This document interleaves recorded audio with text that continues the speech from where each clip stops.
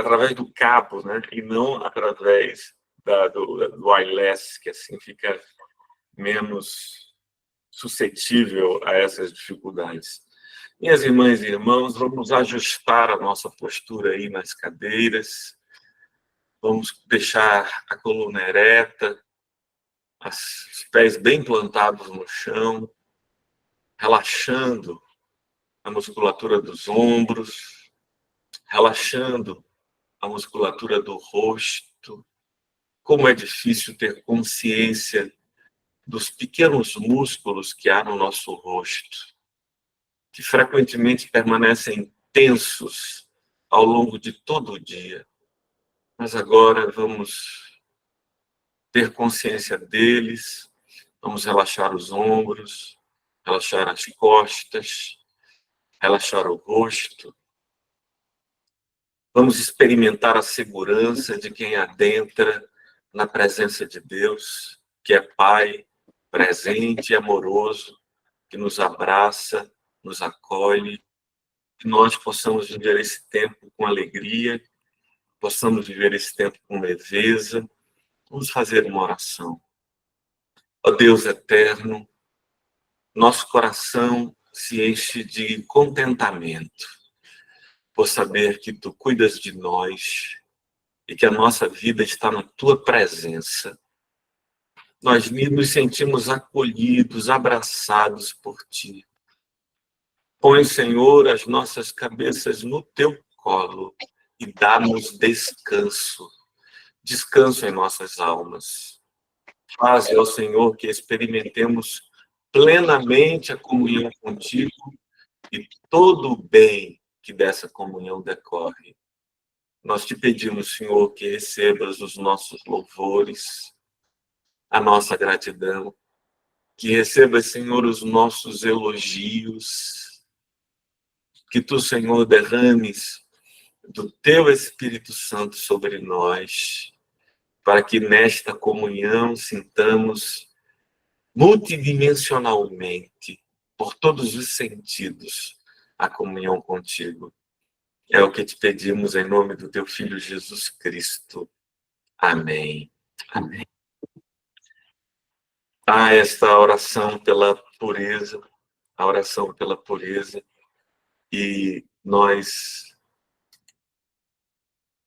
vamos ouvi-la.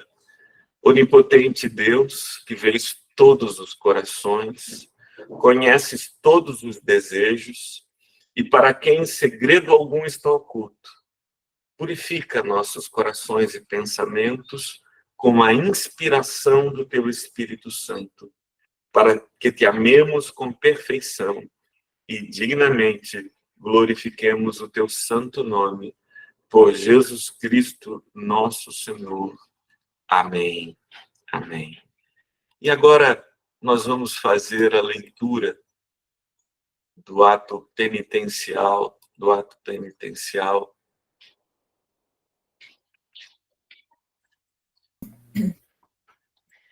Onipotente Deus, nosso Pai, reconhecemos e confessamos nossos muitos pecados que temos cometido por pensamentos, palavras, obras e omissões contra Ti, contra nosso próximo e contra nós mesmos. Concede-nos verdadeiro arrependimento e, por amor de Teu Filho, nosso Senhor Jesus Cristo, perdoa-nos todo o passado e dá-nos a graça de Te servir com alegria para a glória e para a honra e glória do Teu nome. Amém. Amém, amém, que assim seja. Meus irmãos, ao longo desta semana eu lhes falei sobre perdão, sobre a importância do perdão. E eu, de fato, como disse Tuane em nosso grupo lá no WhatsApp, essa ministração sobre o perdão é desafiadora, porque não é o perdão segundo os conceitos deste mundo, mas segundo o alto padrão estabelecido por Jesus de Nazaré. E entre os elementos do perdão, Rafa, um dos mais delicados é que a gente acredite no perdão de Deus. Porque não basta que nós sejamos capazes de pedir perdão a Ele. É fundamental, né, Merlau? Creiamos no perdão de Deus. Que saibamos com absoluta certeza de que nem mesmo Ele lançará em nosso rosto os erros do passado. E se Deus não vai lançar em nosso rosto os erros do passado, Evilásio, que direito temos nós de fazê-lo contra nós mesmos? Lançarmos sobre nós mesmos o fardo e carregarmos, Hélio, a maligna culpa. A maligna culpa. A culpa é um mal. A culpa que não nos conduz ao arrependimento e ao recomeço é um terrível mal. É um mal inútil. É um mal inútil. Então, a gente fica se cobrando e nunca se perdoa de fato. Mas o Espírito Santo do Senhor, ele vem nos convencer do amor de Deus e do seu perdão, para que purifiquemos os nossos corações e possamos fruir a absoluta comunhão com Ele. Essa é uma palavra que eu amo, Joseph. A palavra fruir com R, em vez de fluir com L. Fluir é lindo, não é? Do fluxo. Mas fruir com R significa aproveitar, gozar, curtir. De fruição, de fruição. Daí vem a palavra usufruir, usufruir, que é experimentar plenamente, profundamente. E a gente só pode experimentar abundantemente de Jaci a nossa comunhão com Deus se não houver conosco fardos do passado, pesos do passado. Eu já encomendei a Hélio, mas não vou cobrar hoje. Vou cobrar no outro dia que ele nos dirija no Kyrie. Kyrie. Sabe, o Kyrie é um tempo de oração. Já pensou fazer a mesma oração que as pessoas fazem há 1.700 anos? 1.700 anos. Esse é o Kyrie, que diz: Senhor, tem piedade de nós. Cristo, tem piedade de nós. Senhor, tem piedade de nós. E assim, com os corações contritos, uma outra palavra linda, André, com os corações compungidos, nos colocamos na presença de Deus, crentes na sua plena e perfeita absolvição. Deus onipotente, nosso Pai celestial, que com sua grande misericórdia promete perdão a todos quantos, com sincero arrependimento e viva fé, a Ele se convertem. Vos perdoe e liberte de todos os vossos pecados. Vos confirme e fortaleça em todo o bem e vos preserve no caminho da vida eterna, mediante Jesus Cristo, nosso Senhor. Amém, amém, amém. Sabe, todos os domingos, no momento penitencial, no momento de arrependimento, é como se tomássemos um banho gostoso, abundante, e nos renovássemos para o amor e para a intimidade com Deus. Que essa seja a nossa experiência. Que nossa experiência seja assim. Que o momento penitencial seja o banho preparativo para o tempo nupcial, para a honra e glória do nome do Senhor. Amém. Jaci, cadê aquela canção de Jaci que a gente está cantando até vivê-la? Até vivê-la.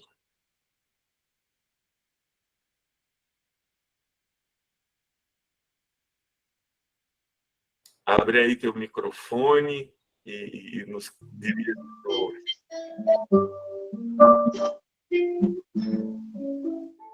Senhor, fazei-me instrumento de vossa paz. Onde houver ódio, que eu leve o amor. Onde houver ofensa, que eu leve o perdão. Onde houver discórdia, que eu leve união. Onde houver dúvida, que eu leve a fé. Onde houver erro, que eu leve a verdade. Onde houver desespero, que eu leve a esperança. Onde houver tristeza, que eu leve a alegria. Onde houver trevas, que eu leve a luz.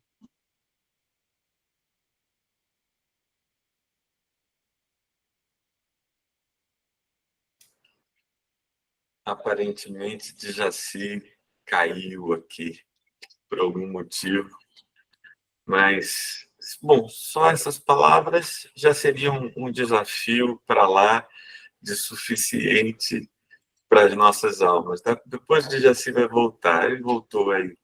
Por alguma razão, Djaci, E você... é perdoado, e é morrendo que se vive para a vida eterna.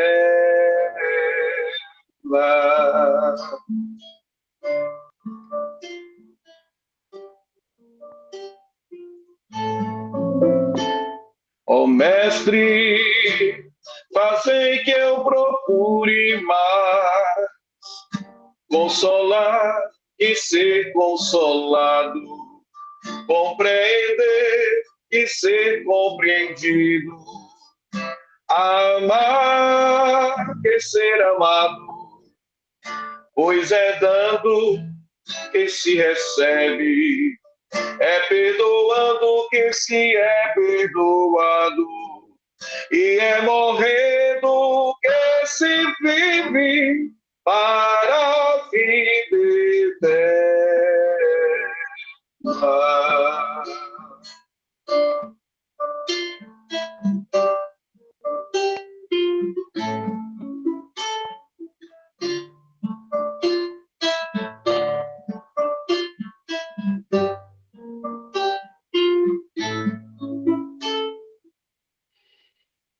Amém.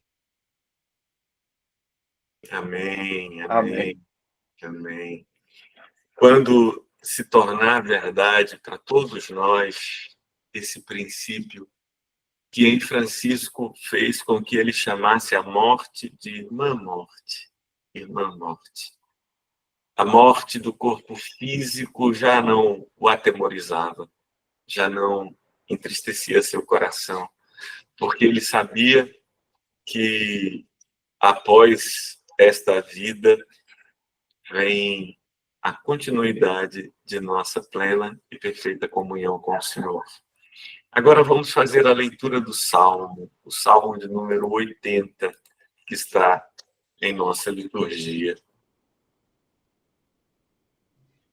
Deus toma o seu lugar na congregação divina. No meio dos deuses, ele julga. Até quando julgarão injustamente e tomarão partido pela causa dos ímpios? Defendam o direito dos fracos e dos órfãos. Façam justiça aos aflitos e desamparados.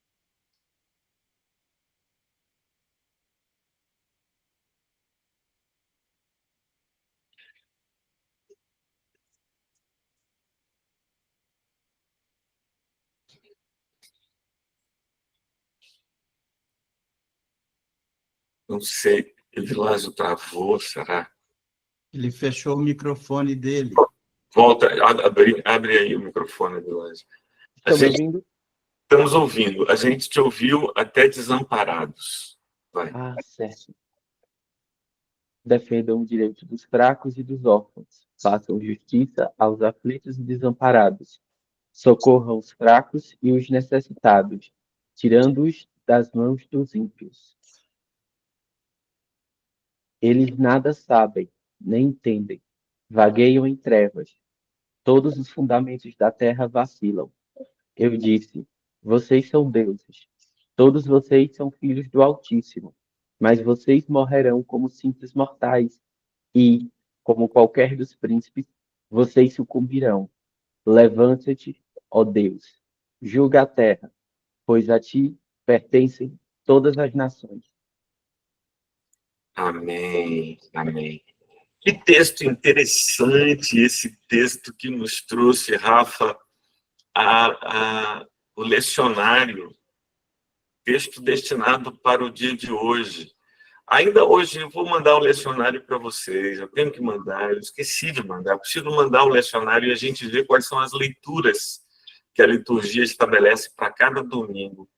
E a leitura de hoje foi esta, Demerval, em que Deus é colocado na congregação dos deuses, e que diz que nós somos deuses, e nos desafia a uma vida de relevância e transformação.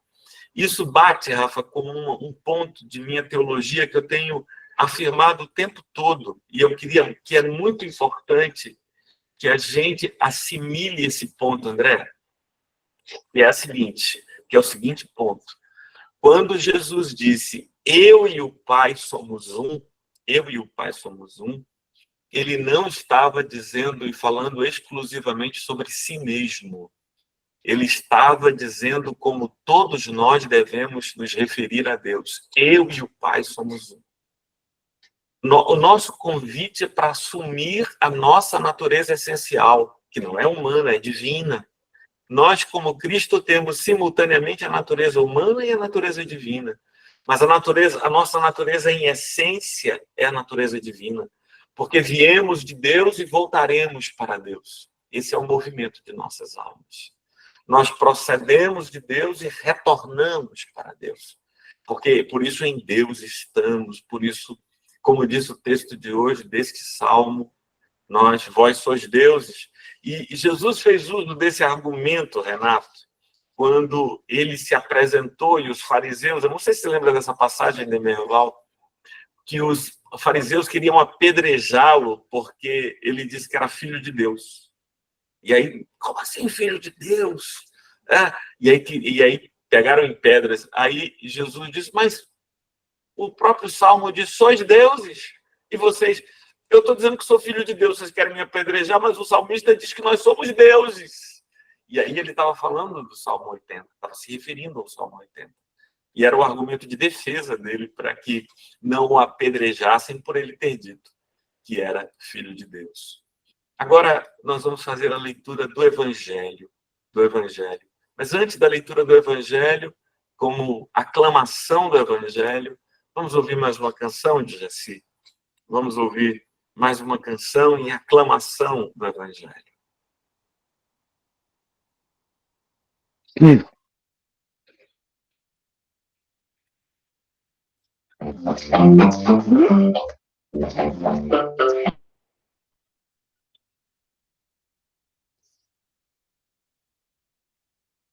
Teu microfone está fechado, diz assim.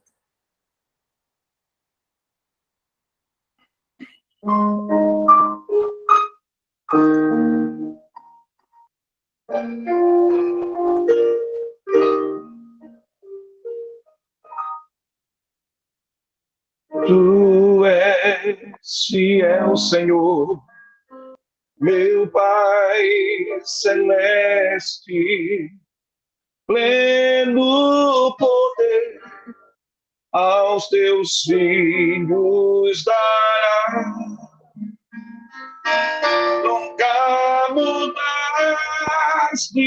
tu nunca faltaste, tal como eras, tu sempre serás. Tu és fiel, Senhor, tu és fiel, Senhor, dia após dia, com bênçãos sem fim. A mercê me sustenta e me guarda.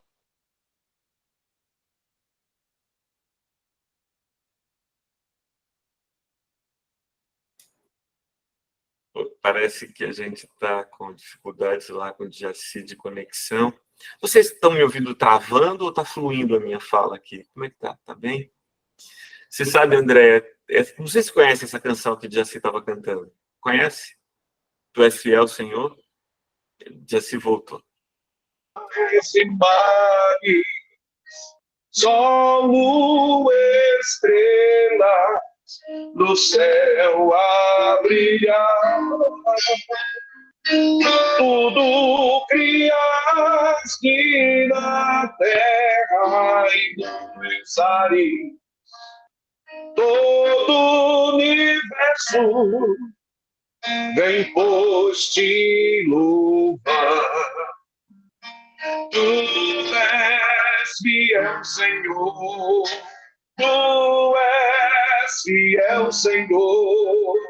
Dia após dia, com bênçãos sem fim.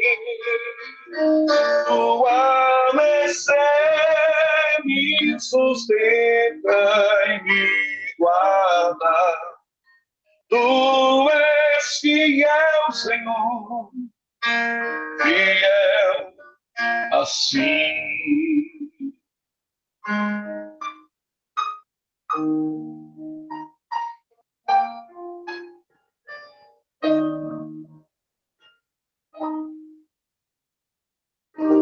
Pleno perdão tu dás, paz, segurança.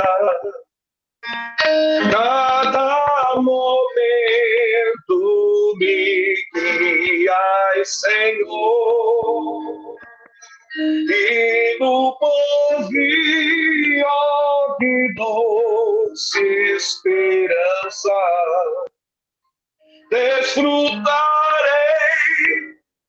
do teu rico favor. Tu és fiel, Senhor. Tu és fiel, Senhor. Dia após dia, com bênção sem fim. Tua mercê me sustenta e me guarda. Tu és fiel, Senhor, fiel assim. Amém, Senhor Jesus. Amém, amém, amém. Sabe, André, tem uma palavra no estribilho desta canção, deste hino, que durante muito tempo eu não tinha entendido o que é que significava. Ele diz assim: tua mercê me sustenta e me guarda.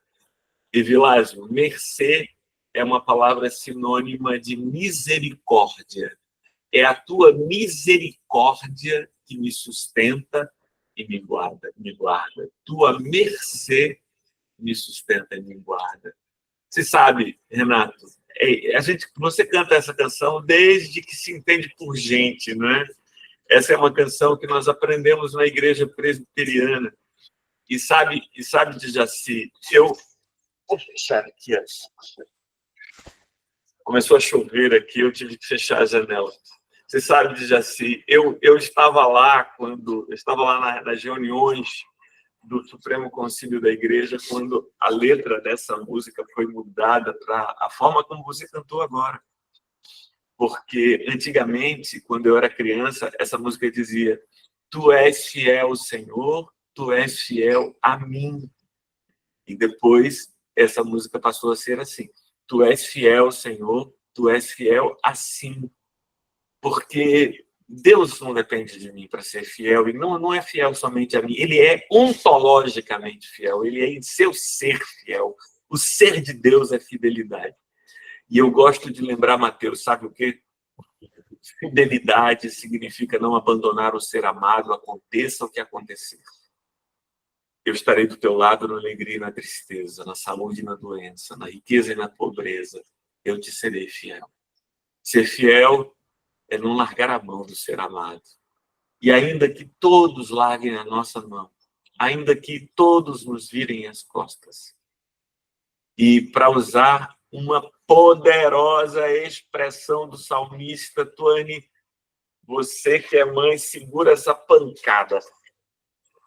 O salmista pergunta assim, Pode a mãe esquecer do filho que amamenta? Pode a mãe esquecer do filho que amamenta? É uma pergunta retórica, Demerval. É uma pergunta retórica. A resposta é não. Não, a mãe não vai esquecer do filho que está em seu seio. E aí o salmista completa: ainda que ela esqueça, Deus não se esquecerá de nós. O amor de Deus, a fidelidade de Deus, o cuidado de Deus é superior ao cuidado da mãe que tem no colo o filho que amamenta. Pode a mãe esquecer-se do filho que amamenta, e ainda que ele esqueça, Deus não se... Ela quis. Ainda que ela esqueça, Deus não se esquecerá de nós. Ainda que teu pai e tua mãe te voltem as costas, Deus te acolherá no seu pavilhão. Outra passagem dos Salmos. Vamos fazer a leitura do Evangelho agora. Vamos fazer a leitura do Evangelho. Eu vim para lançar fogo sobre a terra, e bem que eu gostaria que já estivesse aceso. Mas existe um batismo pelo qual tenho de passar, e como me angustio até que o mesmo se cumpra. Vocês pensam que vim para dar paz à terra? Eu afirmo a vocês que não. Pelo contrário, vim para trazer divisão. Estarão divididos pai contra filho, filho contra pai, mãe contra filha, filha contra mãe, sogra contra nora e nora contra sogra. Jesus disse ainda às multidões: quando vocês veem uma nuvem subindo no oeste, logo dizem que vai chover. E assim acontece. Hipócritas, vocês sabem interpretar a aparência da terra e do céu, mas não sabem discernir esta época. Eu, quando devemos dizer agora, Evangelho do nosso Senhor, louvado sejas, ó Cristo. Que as palavras dos meus lábios e o meditar do meu coração sejam agradáveis na tua presença, Senhor, rocha minha e redentor meu. Amém. Meus irmãos, vocês devem ter ouvido, e Rafa, quando estava lendo o texto, deve ter se inquirido em seu coração: para onde vai esse texto? Como assim vamos meditar sobre essa passagem, sobre tanto conflito e conflitos íntimos? Como assim Jesus disse que veio trazer fogo e que quem dera já estivesse aceso? Como ele vai nos dizer essas palavras tão duras? Ele diz: eu vim não para trazer paz à terra, pelo contrário, vim trazer divisão. Estranhas estas palavras, não é?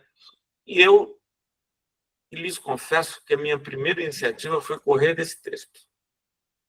O primeiro desejo do meu coração foi: não, eu disse a Karina isso. Eu disse a Karina: Karina, não estou sofrendo com o texto do Evangelho, talvez eu não queira expô-lo, porque ele é um texto difícil. Mas é o Evangelho. É o Evangelho. Jesus disse que veio trazer fogo. Jesus disse que veio trazer divisão. Veio trazer divisão. E depois ele elabora que tipo de divisão é esta, né? E aí ele nos diz que tipo de divisão é essa que ele veio trazer.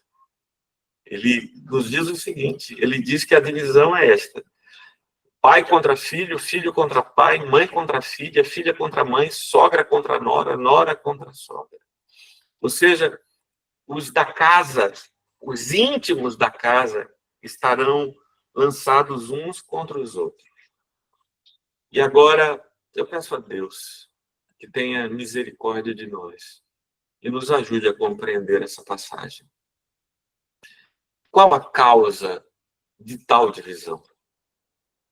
Em que sentido Jesus é fogo? Fogo, dentro da tradição bíblica, é símbolo de queimar o que não é. De queimar o que não é. O fogo é símbolo de purificação. Quando, por exemplo, o trigo era batido O grão de trigo era guardado, a palha que encobre o grão era queimada no fogo.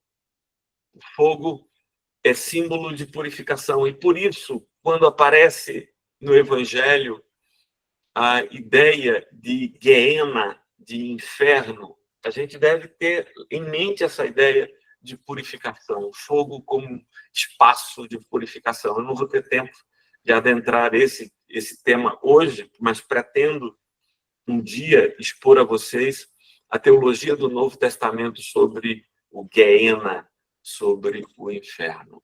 Gehenna é a palavra grega para inferno. É esta palavra que aparece no ensino de Jesus. Mas pensemos que Jesus, ele purifica, e purificar é dividir. Dividir é separar o que é do que não é. E aquilo que é recebe a reprovação do que não é. E aquele que é, reprova o que não é.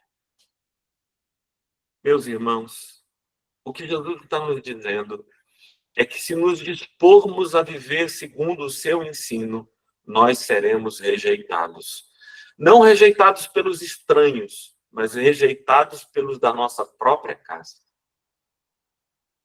É o pai que rejeita o filho, e é o filho que rejeita o pai. É a filha que rejeita a mãe, é a mãe que rejeita a filha. Mas por quê? Por causa de Cristo. E em que sentido por causa de Cristo? Porque se nós nos dispusermos a viver segundo o modelo e valores de Jesus, nós não seremos compreendidos. Não seremos. Porque o evangelho, disse o apóstolo Paulo, é loucura. É loucura. É loucura para aqueles que não entendem, não compreendem o evangelho. Eu vou dar 4 exemplos rápidos da loucura do evangelho. 4 exemplos rápidos da loucura do evangelho. E, Rafa, se você disser, eu vou viver isso, como São Francisco de Santa Clara. São Francisco de Santa Clara eram loucos. Se você tiver a oportunidade assim, de ler uma biografia de São Francisco, você vai ver quanto ele era pirado, louco, completamente doido. E era doido por isso, porque no mundo louco, quem quiser viver com razão há de ser considerado louco. E eu vou dizer 4. A primeira delas. Não acumuleis para vós outros tesouros sobre a terra, onde ladrões escavam e roubam, onde a traça e a ferrugem corroem. Mas faça da sua comunhão com Deus o seu único tesouro. É um tesouro no céu, onde ladrões não podem escavar, nem roubar, nem traças e ferrugem destruir. Viver desse modo, sem preocupações materiais, sem a vontade de acumular coisas materiais nesse mundo, é loucura. É loucura. Segundo exemplo da loucura do Evangelho. Segundo exemplo da loucura do Evangelho. Confiar na provisão divina, dia a dia. O pão nosso de cada dia nos dai hoje. Viver como passarinho que não acumula em celeiros, contudo o vosso Pai os alimenta. Confiar na provisão divina, uma vida dependente de Deus, confiante em Deus, que se entrega exclusivamente a Ele. Terceiro exemplo de loucura. Abençoados que te amaldiçoam. Se alguém te bater numa face, oferece-lhe também a outra. Se alguém te obrigar a andar 1 milha, vai com ele 2 milhas. Esse é outro exemplo de loucura. Quarto exemplo de loucura. Perdoar a quem não merece ser perdoado. Perdoar a quem não se arrependeu nem confessou, mas perdoar por obediência ao mandamento do Senhor. Se vocês e se nós vivermos estas 4 dimensões do Evangelho, não procurar juntar tesouros nessa terra, viver da provisão divina, abençoar os que nos amaldiçoam e perdoar a quem não merece, se nós vivermos essas 4 rápidas dimensões, já seremos considerados loucos. Não pelos estranhos, esses também nos considerarão loucos, mas os da nossa própria casa nos considerarão loucos. E rejeitarão esse modelo de vida. É por isso que Jesus diz, eu vim trazer divisão. Porque se nos dispusermos a viver esse modelo de Jesus, seremos rejeitados. Porque se manifestará em nós um fastio enorme pelas cobiças que esse mundo tem. Sabe, Evilásio, no sermão do semeador, na parábola do semeador, Jesus deu nome aos espinhos que sufocam a nossa vida. Os espinhos que sufocam a nossa vida, Mateus, são os cuidados deste mundo e a fascinação das riquezas. Os cuidados deste mundo e a fascinação das riquezas. Isso tem dado norte à vida de todas as pessoas, em todo lugar. Quem não viver desse modo é louco, é insano, é doente. Quem não entrega o melhor da sua vida aos cuidados deste mundo e à fascinação das riquezas só pode ser tido por doido. Eu me lembro de um diálogo em outro contexto, né, que Eugênia, que está aqui com minha irmã. Vocês sabem onde é que fica a cidade de Palmares? Sabem onde é que fica a cidade de Palmares, no interior de Pernambuco? Depois de Palmares fica uma cidade chamada Catende de Jaci. Depois de Catende fica uma cidade chamada Belém de Maria. Belém de Maria. No ano de 2006, eu saí do Recife e fui andando até Belém de Maria. Com uma mochila nas costas, andei durante 6 dias. Fiz Recife Cabo, Cabo Escada, Escada Ribeirão, Ribeirão Palmares, Palmares Catende, Catende Belém de Maria. Minha mãe estava angustiada porque eu tinha saído, feito um doido, peregrinando por esse mundo. E aí, Eugênia, minha irmã, para consolá-la, disse: minha mãe, não se entristeça, não. Seu filho é doido, a senhora tem que se acostumar com isso. Seu filho é maluco, a senhora tem um filho maluco. A senhora tem um filho maluco, vai fazer o quê? Fazer o quê? A senhora tem que aceitar. Tem que aceitar que ele é dodói. É dodói. E durante 6 dias eu caminhei sozinho, na beira da estrada, no Temerval, são 137 quilômetros daqui para Belém de Maria, 137 quilômetros. E eu fui andando e orando, pedindo a Deus discernimento sobre passos importantes que eu precisava dar na minha vida. E aquele tempo de peregrinação, aquele tempo de aprendizado, para muita gente era loucura, para outras pessoas era uma forma de exibição. Para mim, era um tempo necessário para buscar de Deus discernimento para as coisas que eu precisava fazer na minha vida. E, de fato, o ano de 2007 foi um tempo de grande transformação.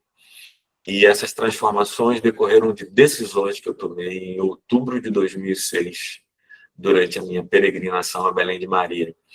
E vocês podem se perguntar por que Belém de Maria? Belém de Maria foi o lugar mais distante onde eu fui pastor. Eu fui pastor da congregação presbiteriana de Belém de Maria. E eu decidi rever meu ministério, rever minha vida, e fui a Belém de Maria caminhando. Mas essa é uma dimensão, é um exemplo pequeno da loucura do Evangelho. A loucura do Evangelho não precisa que a gente saia do lugar. Viver o Evangelho aqui e agora trará juízo sobre nós. Por exemplo, que coisa desconcertante é viver a verdade e viver na verdade. O mundo não suporta a verdade. O mundo não suporta alguém que seja sincero. Alguém que viva a verdade e que caminhe na verdade. Se quisermos ser verdadeiros neste mundo, seremos rejeitados. E eu não falo da verdade grosseira ou ofensiva. Eu falo apenas da capacidade de dizer o que tem valor e o que não tem valor para nós. O que importa e o que não importa para nós. Essas são dimensões. Agora, como devemos agir? É a minha segunda pergunta, né? A primeira pergunta é: de onde vem o grande conflito? Vem de seguir a loucura do Evangelho, de desprezar a fascinação das riquezas e os cuidados desse mundo e de viver a verdade na verdade. como devemos agir. Nós devemos saber quem somos e para onde queremos ir. Nós somos filhos de Deus e para a glória dele vivemos e para a comunhão com ele nos movemos. Que a nossa riqueza, Jesus disse isso inúmeras vezes, onde estiver o teu tesouro, ali estará o teu coração. Que o nosso tesouro seja comunhão com o Senhor. Que nós sejamos capazes de olhar através das nuvens e ver o céu claro da comunhão com Deus. E assim, consciente de quem somos e de para onde queremos ir, para essa franca comunhão devemos seguir. Não escute a voz dos escravos, mas tenha compaixão deles. Evilásio, muitos escravos vão te dizer, você está louco. E eu lembro de Nietzsche, sabe, Demerval? Nietzsche tem uma frase naquele livro Genealogia da Moral, de Nietzsche. Chamaram de louco aqueles que não podiam ouvir a música, chamaram de louco aquele que dançava. Eu não acredito em um Deus que não sabe dançar, disse Nietzsche. Aqueles que não podiam ouvir a música chamaram de louco aquele que dançava. Eu não acredito em um Deus que não saiba dançar. Glórias ao nome do Senhor. Então, não é Világio. Os escravos vão dizer de você que você enlouqueceu, mas não escute a voz dos escravos. Gente escravizada aos valores desse mundo, às coisas desse mundo, vão dizer, você enlouqueceu, você perdeu o juízo, Jesus, a mãe de Jesus e os irmãos de Jesus. Não sei se você lembra dessa passagem, Hélio. A mãe de Jesus e os seus irmãos vão até um local onde Jesus está pregando e querem levá-lo para casa. Porque Jesus, a uma certa medida do ministério dele, tomou um destino kamikaze. E Maria percebeu isso. Maria percebeu que Jesus estava com um tom de pregação que o levaria à cruz. E um dia, ela, na companhia dos irmãos de Jesus, e a gente sabe o nome de pelo menos 2 dos irmãos de Jesus, Tiago e Judas, porque esses irmãos de Jesus têm epístolas no Novo Testamento, mas Jesus tem irmãos e irmãs, vão até o local onde Jesus está pregando e o chamam. E aí alguém chega para Jesus e diz assim, tua mãe e teus irmãos estão aí e te chamam. E Jesus responde, discernindo qual era o propósito deles. Né? Quem é minha mãe e quem são meus irmãos? Minha mãe e meus irmãos são aqueles que fazem a vontade do meu Pai. Esses são verdadeiramente minha mãe e meus irmãos. Fazer a vontade do Pai. E assim, mesmo Maria, em algum momento da vida, desejou que seu filho não continuasse seguindo aquele caminho. Porque aquele caminho, sabia Maria, o levaria aonde o levou, a cruz. Mas é para a cruz que ele nasceu. Para a cruz que ele veio ao mundo. E Maria, bendita seja, era uma das que estavam ao pé da cruz, no dia que ele foi crucificado.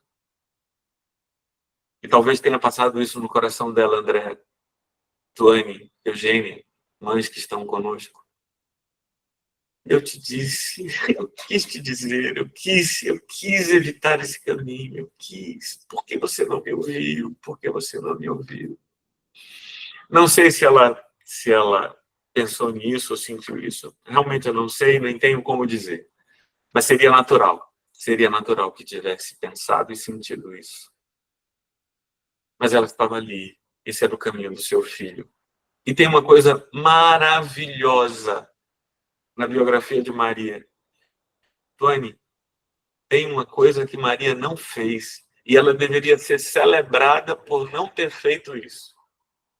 Sabe o que é que Maria não fez? Demerval, anota para meditar nisso depois, viu, Demerval? Uma coisa que Maria não fez.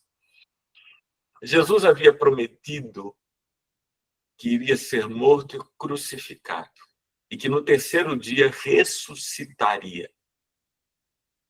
No terceiro dia, Maria Madalena, Joana e uma outra mulher foram até o sepulcro para embalsamar o corpo de Jesus. Sabe quem não está lá? Sabe quem não está na comitiva de embalsamamento do corpo de Jesus? Maria de Nazaré. E eu me pergunto, como Maria teve, claro, né, desde o nascimento até a crucificação, agora, no momento de embalsamar o corpo, como é que Maria está ausente? Como é que Maria não se faz presente nesse momento? Porque diz o Evangelho que foi Maria Madalena, Joana e outra mulher que foram ao local. Maria não vai. Sabe por que Maria não vai, André? Porque ela cria no seu filho que ele ressuscitaria. E não faz sentido embalsamar o corpo de quem ressuscitará.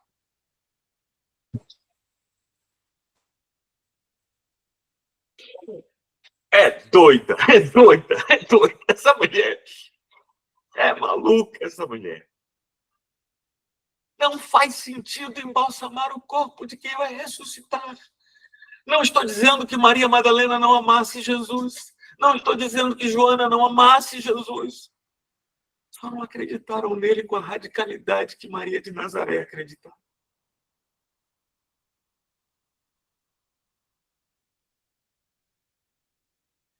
Que o Senhor nos dê essa radicalidade. E ainda que a Santa Maria lhe diga, não vá. Viva o Evangelho. Não escute a voz dos escravos, mas tenha compaixão deles. Em último lugar, renove cotidianamente suas forças e os seus votos batismais. Renove o propósito de viver segundo o Evangelho, de viver segundo a palavra do Senhor. E como um louco, diga comigo, desejo a pobreza, desejo a fraqueza, desejo a reprovação, desejo o martírio. Desejo a pobreza, desejo a fraqueza, desejo a reprovação, desejo o martírio. A última das bem-aventuranças de Mateus 5, a última das bem-aventuranças de Mateus 5 é esta. Bem-aventurados sois vós quando perseguidos por causa do meu nome, porque assim perseguiram os profetas que vieram antes de vós. Que Deus tenha compaixão de nós. Vamos orar, meus irmãos, vamos orar. Senhor Deus de amor e de misericórdia, Tu sabes, Senhor, e Tu vês quantos são os tentáculos que nos aprisionam a este mundo, antigos e poderosos que nos enredaram e nos prendem. Esse desejo íntimo e profundo de sermos normais, no mínimo, ou ainda de sermos excepcionais segundo o juízo deste mundo. Ah, Senhor, que loucura é não amar a tua loucura. Que sandice é querer o que se desfaz com o tempo. Assim como as insígnias dos oficiais já mortos, para quem ninguém bate continência. Assim também, Senhor, somos nós que buscamos as honras deste tempo e deste mundo desvanecente. Livra-nos disso, Senhor, porque por nós mesmos não conseguimos nos livrar. Ajuda-nos, Senhor, e nos socorre, porque nós mesmos somos fracos demais para resistir a estas amarras antiquíssimas de dar contas ao mundo de uma vida que para ele faça sentido. Ajuda-nos, Senhor. Precisamos para que vivamos o teu projeto e que experimentemos aquilo que tu chamaste de vida eterna. Esse é o nosso desejo, esse é o nosso anseio, essa é a nossa vontade. Dá-nos, Senhor, a tua graça para isso. Te pedimos em nome de Jesus. Amém. Amém. Meus irmãos, eu não sei se vocês têm perguntas. Querem fazer alguma pergunta? Fiquem à vontade. Estou aqui para dividir o coração com vocês, para compartilhar com vocês.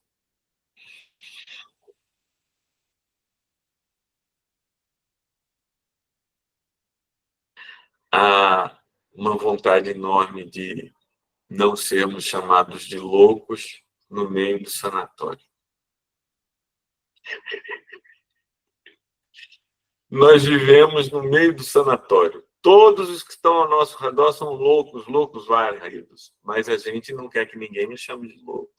Talvez, eu me lembro de Leandro Carnal dizendo essa frase no comentário dele sobre o livro de Hamlet, de William Shakespeare.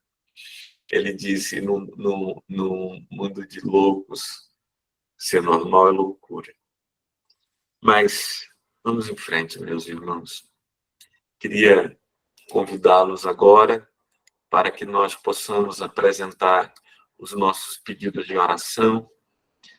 E se você tem algum pedido de oração para fazer, fique à vontade para abrir o microfone, fazer o seu pedido de oração ou usar o chat para escrever o seu pedido de oração.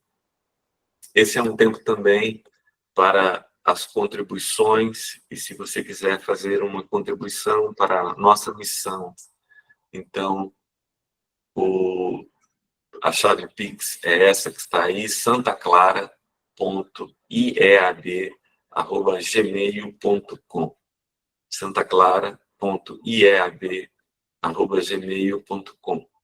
E você pode fazer o seu pedido de oração, você pode escrever no chat ou abrir o microfone para fazer.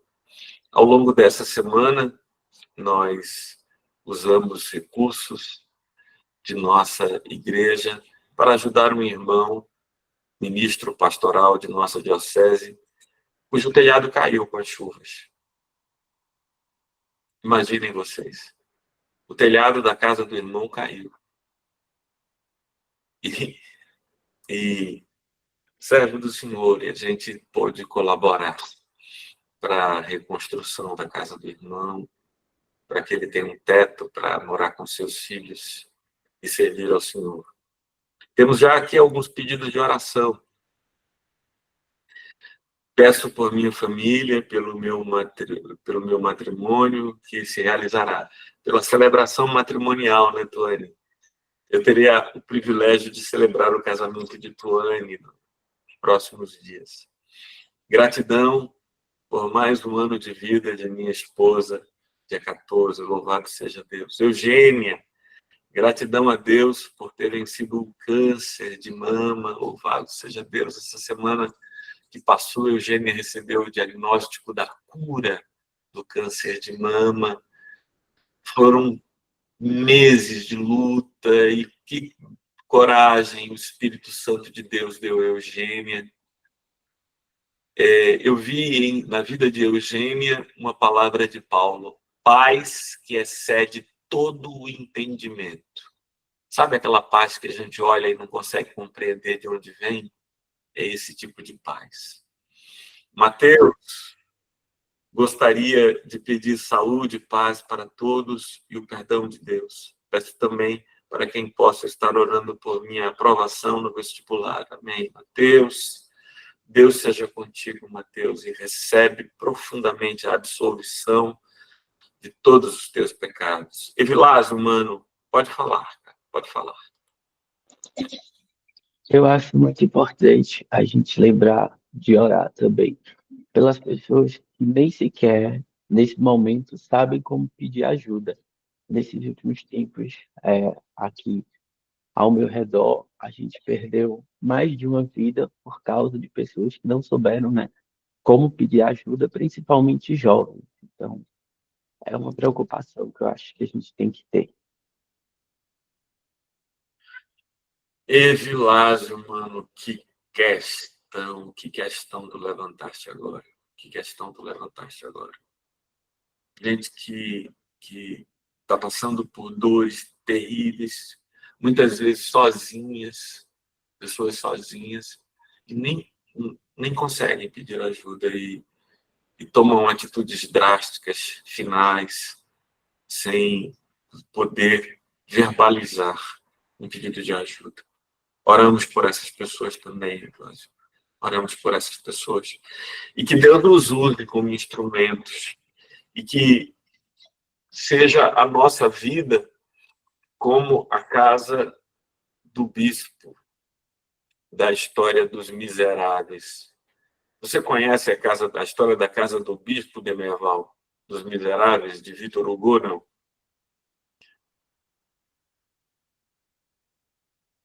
Eu vou contar para você. Conhece essa história da casa do bispo, não? Essa especificamente não. Os Miseráveis, Eu vou te contar, cara. Eu vou te contar. Vale a pena conhecer a história do bispo. Jean Valjean tinha saído da prisão. Jean Valjean tinha saído da prisão e não tinha documentos. Apenas um papel amarelo que colocaram na mão dele e que dizia o seguinte, de Jaci: este é um homem perigoso, que foi preso durante 20 anos e tome cuidado. Esse era o documento que ele tinha para se apresentar. Um papel amarelo que dizia: esse é um homem perigoso. E aí ele chegava ele tinha dinheiro para pagar a hospedagem, mas ninguém o hospedava. Ninguém o hospedava. Ninguém aceitava ele por motivos óbvios, né? E aí Victor Hugo diz que ele, depois de ter batido em todas as portas, ele encontrou um lugar debaixo de uma escadaria e entra ali. Ele para dormir, né? Para dormir debaixo da escadaria. Aí o cachorro chegou, que era o dono do lugar. O cachorro começa a latir, ele é posto para fora, debaixo da escadaria. Nem debaixo da escadaria ele conseguia dormir, porque aquele lugar é o lugar de um cachorro, começa a latir com ele, ele sai de lá. Aí ele se deita no banco de praça. Só que nós estamos na Europa, né? Nós estamos na França, no inverno, e passa uma mulher, já no cair da tarde, passa uma mulher e diz: você não pode dormir aí no banco. Você não vai acordar amanhã de manhã, você vai morrer. O frio vai te matar. Que eu morra, não é? Que eu morra, Jean Valjean, que eu morra, porque eu não tenho, já fui em todas as casas, já bati em todo mundo, ninguém quer me receber, eu não tenho onde me hospedar, nenhum canto ali eu consegui, nada, eu vou morrer. Aí a mulher disse: você não foi em todas as casas? Eu fui em todas as casas dessa vila, bati em toda a porta, ninguém me recebe. E ela olha para ele e diz: você não foi naquela porta ali, não. Porque ninguém bate naquela porta e não é recebido. Aí ele bateu um instante de dúvida nele. Ele disse: não, eu fui em tudo, naquela eu não bati, será? Ele fica na dúvida, depois a mulher vai embora, e aí bate na porta lá. Ele bate na porta. Aí ele bate na porta e ele ouve uma voz lá de dentro de Jaci que grita assim: entre! Diz que gato escaldado tem medo de água fria, ele não entra, não. Ele continua batendo. E a voz: entre! Ele não entra. Aí ele bate de novo e alguém vem e abre a porta. Você não me ouviu dizer para entrar, não? Aí Jean Valjean olha para aquele homem, um idoso, e diz a ele: mas você não sabe quem eu sou. E o idoso olha para ele e diz: eu sei quem você é. E aí Jean Valjean arregala os olhos: você sabe quem eu sou? Sei quem você é. Você é meu irmão. Entre. Ele entra. Assustado. Ele entra. O senhor chegou na hora do jantar. Sente-se aqui, tome um lugar na mesa. Mulher, traz a prataria, porque hoje temos visita. E Jean Valjean, podre. Não tinha barro, não tomava banho, fazia um tempão, tinha saído da cadeia. Jean Valjean: arrume aí uma toalha para que ele se banhe para o jantar. E aí Jean Valjean vai lá, toma um banho, volta para o jantar, a prataria está na mesa. E aí ele se senta e pergunta ao dono da casa: será que eu conseguiria um lugar para dormir essa noite? Claro, você pode dormir conosco aqui. E aí ele disse, um prato de comida e uma cama para dormir, e amanhã serei um novo homem. Então, ele fica sabendo que o dono da casa é o bispo, e aquela era a casa do bispo. E aí ele é recebido, eles fazem a refeição, depois o bispo oferece uma cama, ele vai dormir na cama, no meio da madrugada, eita, Rafa, no meio da madrugada ele acorda, Jean Valjean acorda, vai lá no armário do bispo, pega toda a prataria, coloca numa sacola e de madrugada vai embora. Foge, furtou o bispo. Mas pior ainda, quando o bispo ouviu o barulho da prataria, ele se levanta no meio da noite, atordoado assim, Jean Valjean pega um candelabro de prata e golpeia a cabeça do bispo. E o bispo cai no chão, desacordado. E foge, Jean Valjean foge. Tudo bem. Amanhece o dia, Jean Valjean é preso. E na prataria, nos talheres, havia a insígnia do bispo. Havia o brasão da diocese. E aí os guardas que prendem Jean Valjean com aquele saco cheio de prata reconhecem que é da diocese. Aí levam o Jean Valjean até a casa do bispo, dizendo: bispo, prendemos esse homem que lhe furtou o patrimônio, e ele disse que o senhor deu a ele, bispo. Veja que homem mentiroso. E o bispo olha assim para os guardas que trazem Jean Valjean e diz: por favor, vocês estão chegando aqui, comam um pouco de pão, tomem um pouco de vinho. De fato, fui eu que dei a ele. Fui eu que dei a ele essa prataria. Mas estou muito chateado com ele, muito chateado com ele. Por que o senhor está chateado com ele? Porque ele deixou esse candelabro aqui que eu dei a ele também. Ele não levou o candelabro. E abre a sacola de Jean Valjean e coloca o candelabro de prata dentro. E olhando nos olhos dele diz: com esta prata eu compro a tua alma e te tiro do reino do mal para Deus. E de hoje em diante tu hás de cumprir a promessa que me fizeste. E ele olha: que promessa que eu te fiz? Tu me disseste um prato de comida e uma cama, e amanhã serei um novo homem. Agora vai e ser um novo homem.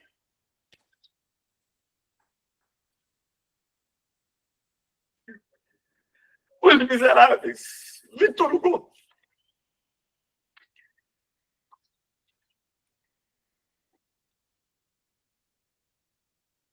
Os Miseráveis. Os miseráveis somos nós. Todos nós. Todos nós.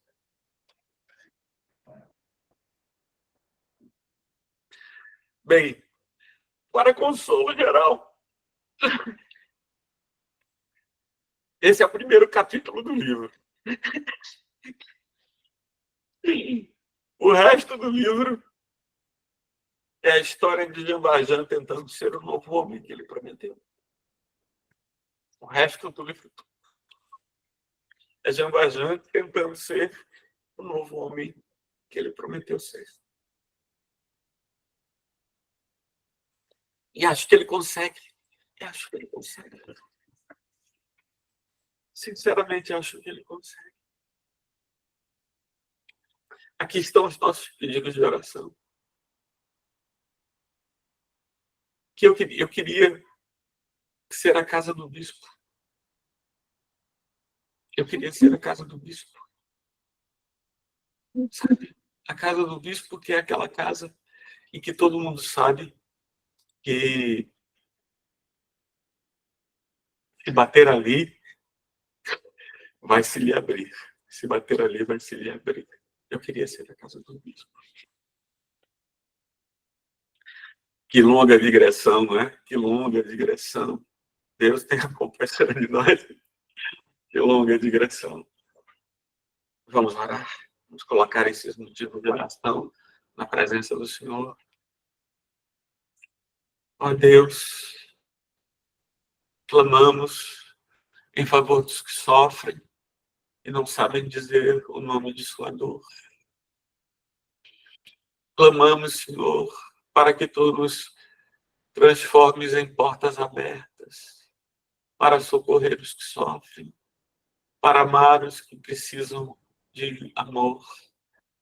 Recebe, Senhor, o nosso louvor pelo matrimônio de Tuane, que tu abençoes, pela saúde de Eugênia, que tu guardes, pelo aniversário da esposa de Djaci, de 14. Glorificado seja o teu nome, Senhor. Bendito seja o teu nome, louvado seja em todas as coisas. Abençoa Mateus na sua busca pela aprovação no vestibular. Que tu, Senhor, fortaleças o nosso coração, em nome do teu Filho Jesus Cristo. Amém.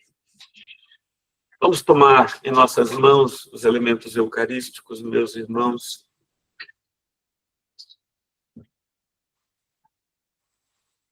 Eu acho que Karina deve achar muito engraçado me ver chorando, pregando, porque eu nunca choro na vida assim, cotidiana, mas aqui é o meu lugar de chorar mesmo.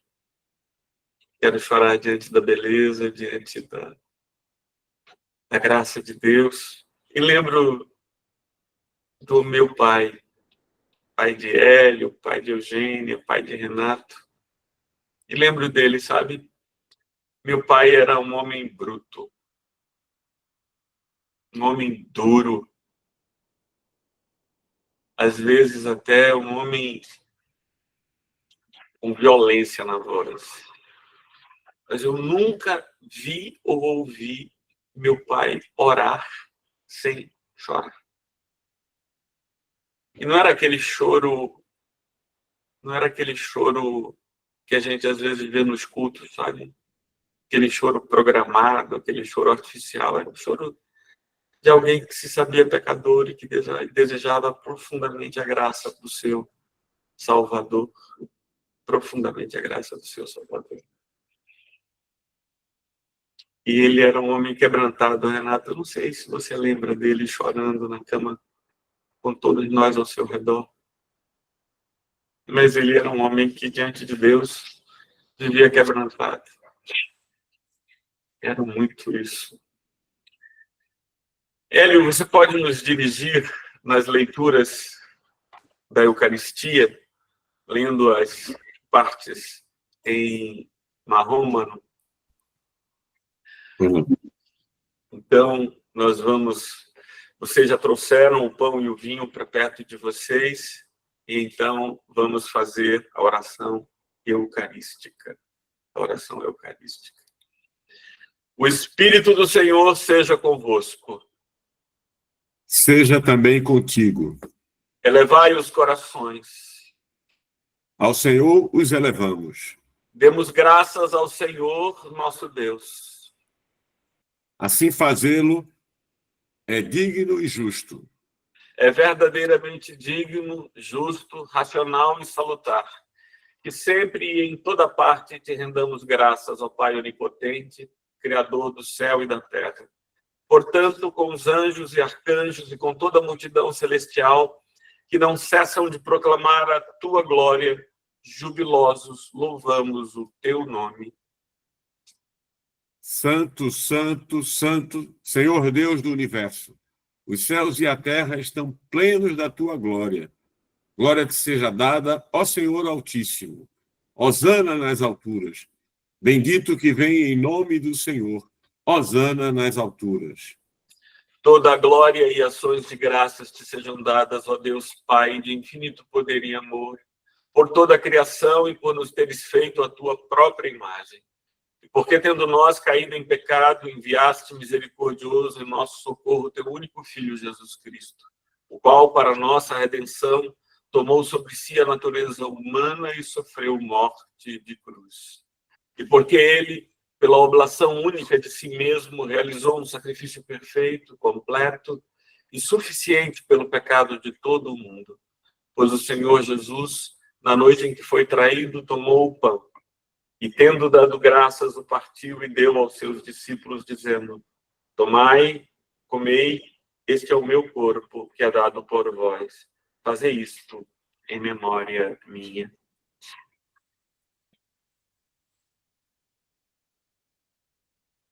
E depois da ceia, tomou o cálice, e tendo dado graças, lhe o entregou, dizendo: bebei todos deste, porque este é o meu sangue da nova aliança, que é derramado por vós e por muitos para a remissão dos pecados. Fazei isso quantas vezes o beberdes, em memória minha.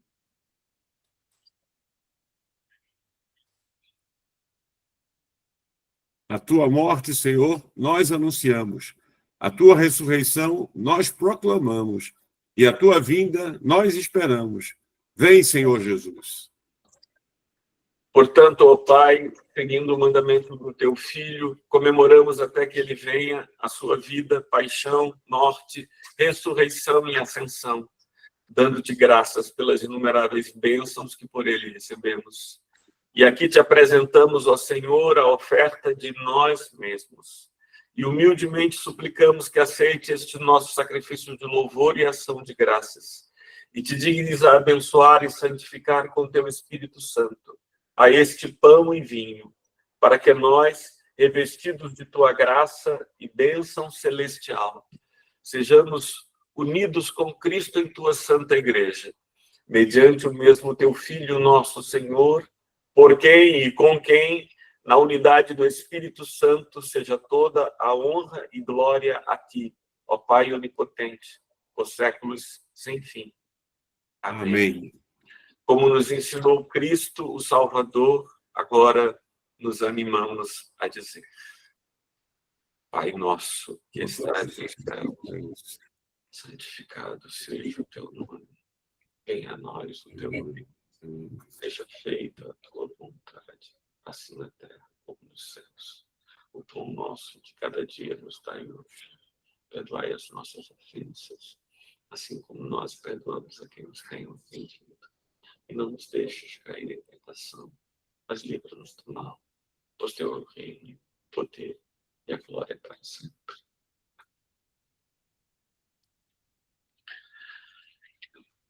O pão que partimos é a comunhão no corpo de Cristo. O cálice que abençoamos é a comunhão no sangue de Cristo. Vamos dizer juntos? Pois nós, embora muito, somos um só corpo. Amém. Participemos agora, meus irmãos, da ceia do Senhor e que, de fato, discernamos o corpo e a presença de Cristo nos elementos eucarísticos.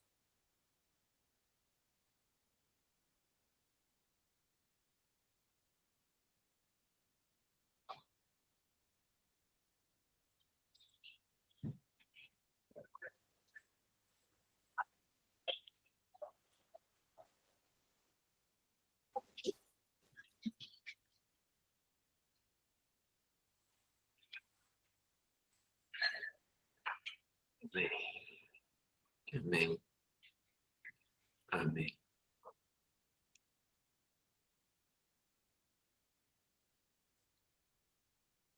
E agora compartilharemos a oração de pós-comunhão.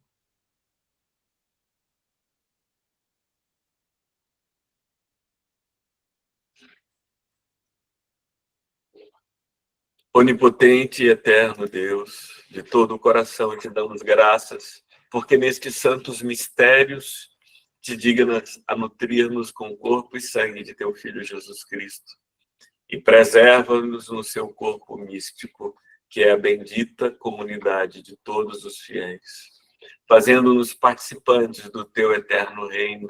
Nós te suplicamos, ó Pai, que pela tua graça possamos perseverar em tua santa igreja e fazer todas as boas obras que para nós preparaste.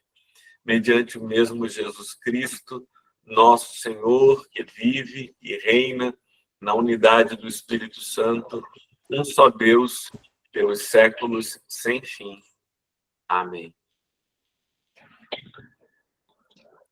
Minhas irmãs e irmãos, deixa eu lhes fazer 2 perguntas. A primeira pergunta é esta. Vocês enviaram para Norberta o endereço de vocês para receberem as hóstias? Então,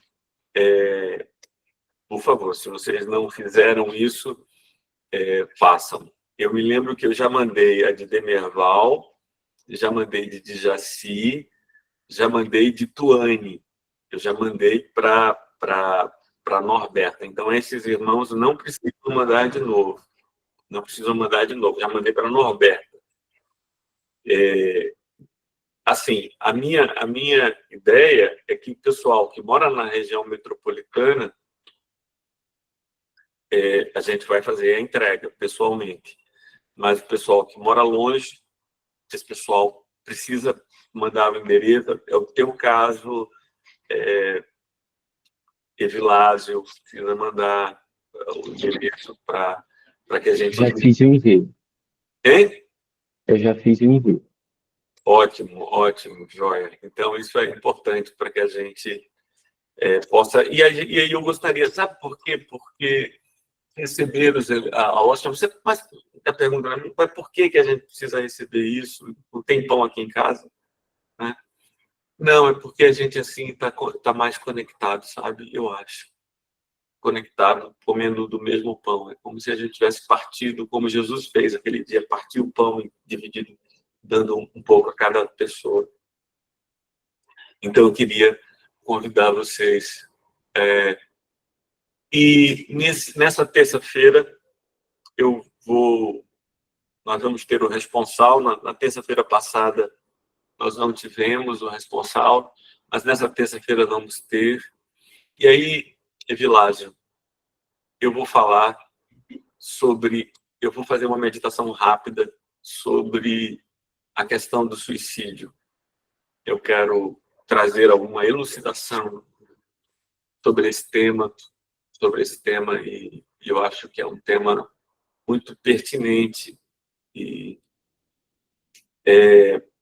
não sei se você lembra, André, mas naquele livro do Albert Camus, o Sísifo, o mito de Sísifo, Camus começa o livro dizendo isso, né? Camus, a única questão filosófica relevante é a questão do suicídio.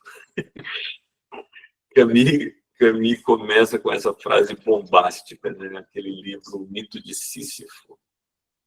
E bora conversar sobre isso. Vamos conversar sobre isso. E conversar sobre outras questões que vocês queiram. Perguntas que não tenham nada a ver com isso, que vocês queiram fazer. Então, terça-feira, às 20 horas, o responsável. E eu estou contando com vocês... Eu não participo, Martô, porque eu tenho uma aula à noite, tá? Então, mas assiste depois, fica gravado, viu? Fica gravado. Então, depois você assiste. Eu vou colocar lá o vídeo, lá no nosso grupo. E esses são temas, eu acho que temas assim são desafiadores para a gente, né? Temas para desafiar a nossa espiritualidade e tal. E então eu estou contando com vocês também para divulgar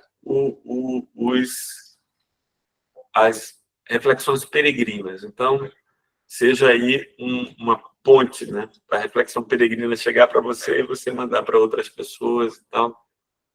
Talvez ajude, né? Possa ajudar. Muita gente não assiste. Mas não tem problema. São as sementes que a gente lança e algumas não entram na terra, né? Não tem problema. Não tem problema.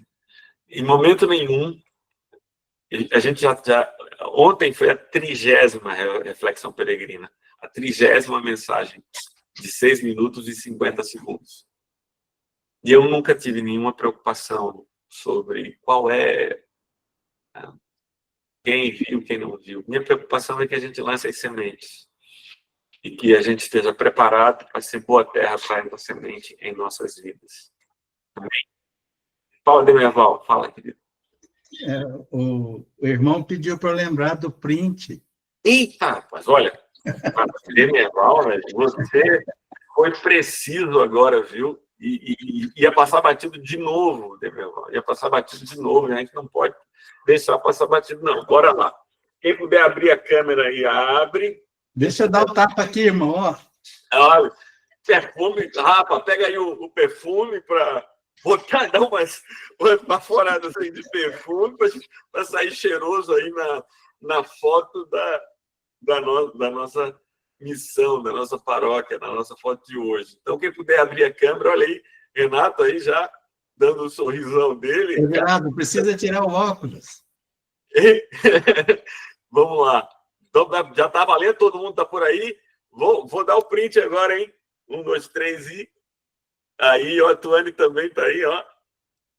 Joia. Vamos lá. Muito bem, pronto. Obrigado, gente. Obrigado. Que vocês tenham uma excelente semana, que Deus nos abençoe, nos guarde. As palavras de despedida são estas. Deus abençoe, gente. Boa semana. Amém. Ide na paz de Cristo, sede corajosos e fortes no testemunho do Evangelho entre todas as pessoas. Servir ao Senhor com alegria no poder do Espírito Santo. Aleluia! Amém. Tchau, gente. Paz e bem.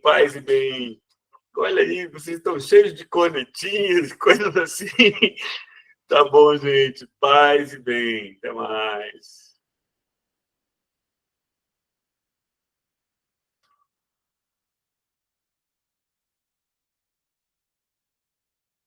Eu tenho que desfazer isso aqui. Deixa eu ver.